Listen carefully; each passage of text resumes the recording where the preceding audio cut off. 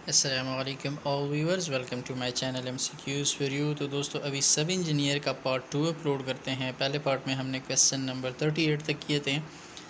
अभी पार्ट 2 में हम आपके साथ क्वेश्चन नंबर 39 से शुरुआत करेंगे। ये पेपर आज ही के दिन यानी 8 या 8 अगस्त 2021 को आज ही के दिन ईटा के थ्रू लिया गया है और ये पेपर सब इंजीनियर के लिए था। तो क्वेश्चन नंबर 39 से शुरू करते हैं। और जी क्वेश्चन नंबर 39 में वो पूछ रहे हैं minimum width of landing should be. So minimum width of landing should be equal to width of stairs. Option A को आप देखिए equal to width of stair, यहाँ पे option A is the correct option. Question number 40, which of the following is not a vector quantity. इनमें से कौन सा vector quantity नहीं है जिसका मैग्नीट्यूड भी हो और डायरेक्शन भी हो। तो वेट को आप देखिए, weight is not a vector quantity, option D is the correct option. बाकी तीनों वेक्टर क्वांटिटी में आते हैं। Question number 41, pitched in slope roof are suitable for coastal region. ये इस तरह की छतें जो हैं कोस्टल रीजन के लिए ज़्यादा सुटेबल हैं। तो यहाँ पे जो करेक्ट ऑप्शन बनेगा वो ऑप्शन सी है, coastal region. Question number 42, which of the following should be used for hurting of thicker wall. तो हर्टिंग ऑफ थिकर वॉल के लिए हम हेडर्स का इस्तेमाल करते हैं, ऑप्शन बी यहाँ पे करेक्ट ऑप्शन है। Question number 43, choose the word opposite in meaning to justify. Justify सफाई देना, इसका जो अपोजिट मीनिंग वाला वर्ड बनेगा वो डिनाउंस बनेगा, denounce. Option C is the correct option. आगे बढ़ते हैं क्वेश्चन नंबर 44 की तरफ, कि जिसमें जो पूछ रहे हैं देश is the capital of Saudi Arabia. तो ये आपको पता होगा सऊदी अरेबिया का कैपिटल रियाद है, या रियाज हम इसको उर्दू में कहते हैं। Option B is the correct option.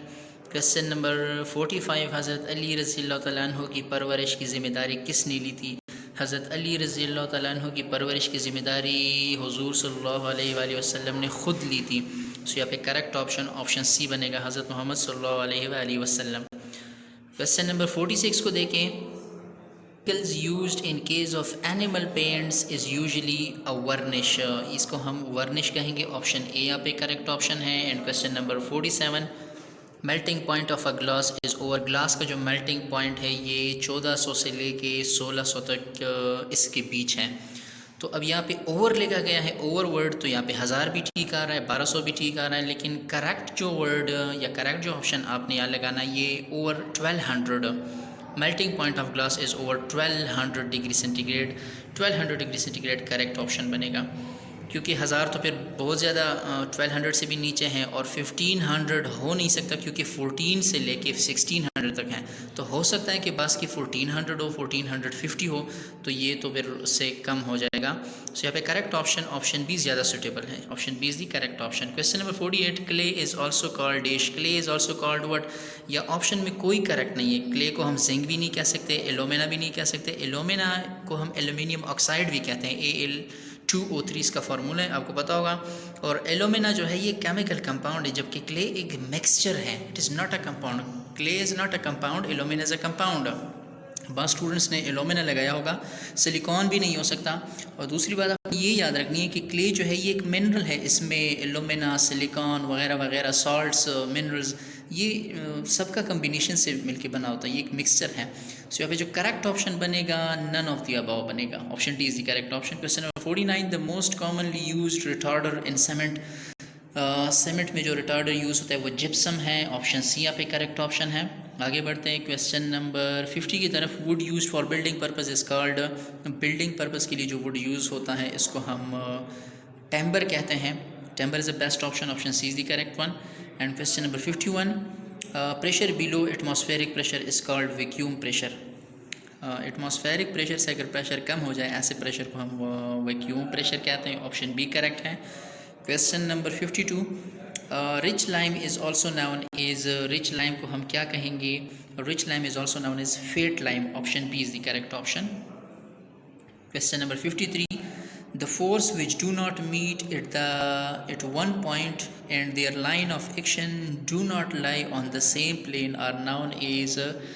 अच्छा, वो लाइन जो एक पॉइंट पे ना हो, सेम प्लेन पे ना हो, और वो मिलते भी ना हो एक दूसरे के साथ, तो यहाँ पे जो करेक्ट ऑप्शन बनेगा, इनमें करेक्ट ऑप्शन कोई भी नहीं है, इनमें करेक्ट ऑप्शन कोई भी नहीं है। इसका correct option none of the above बनेगा, this is none of the above.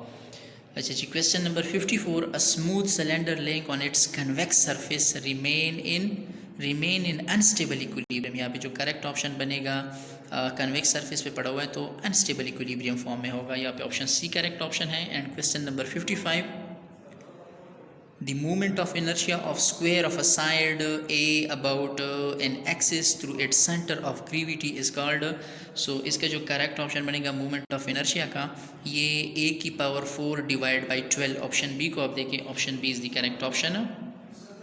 Question number 56, the velocity of a body on reaching the ground from height, कोई भी बॉडी हाइट से गिर रही है और वो ग्राउंड तक तकरीबन पहुंचने वाली है तो उसकी जो वेलोसिटी होगी इस वक्त वो होगी √2gh, ऑप्शन सी को आप देखिए, √2gh is the formula for velocity of a body reaching the ground from a certain height, option C is the correct option.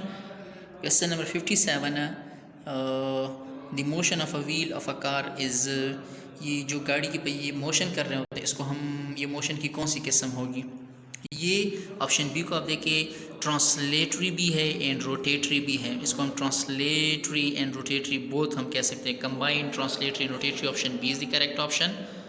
और क्वेश्चन नंबर 58 को देखिए, the slope on a road surface, आपने अक्सर जहाँ पे रोड कर्व हो उनको जो है थोड़ा सा स्लोप बनाते हैं, generally provide the curves is noun is, अच्छा जी जो कर्व इन्होंने बनाई हुई है स्लोप के फॉर्म में इसको हम क्या कहते हैं, या जो ये यहाँ पे जो एंगल बन रहा है इस एंगल को हम क्या कहते हैं, इसको हम एंगल ऑफ बैंकिंग कहते हैं, angle of banking, option A is the correct option.